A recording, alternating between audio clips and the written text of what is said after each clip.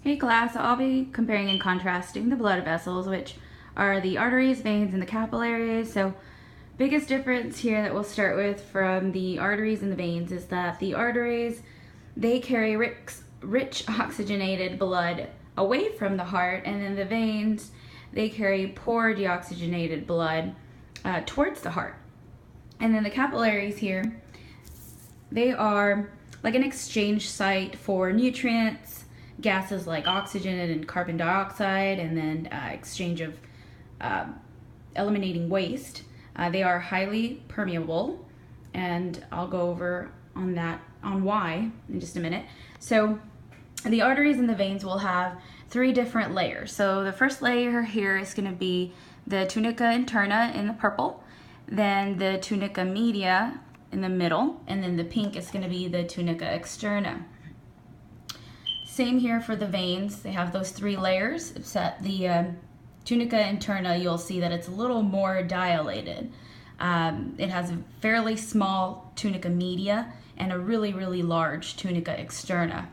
So in the arteries, you'll see that the little hollow hole there is called the lumen, and it's fairly small because the arteries go through really, really high pressure, so they needed to be pretty constricted for that high pressure blood to push out and reach to all of the tissues.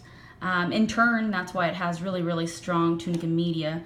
That way, and it has elastic tissues, that way it can recoil back to shape if it has to.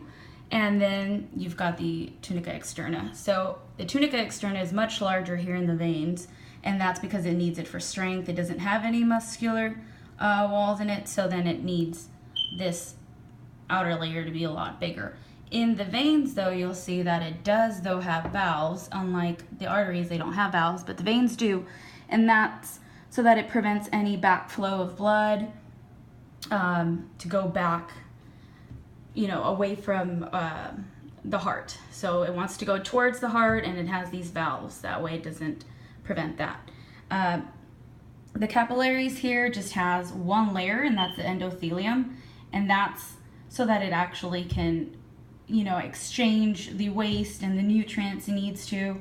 It also has that base membrane on the outside here. And so it just has one layer, and that's it on that.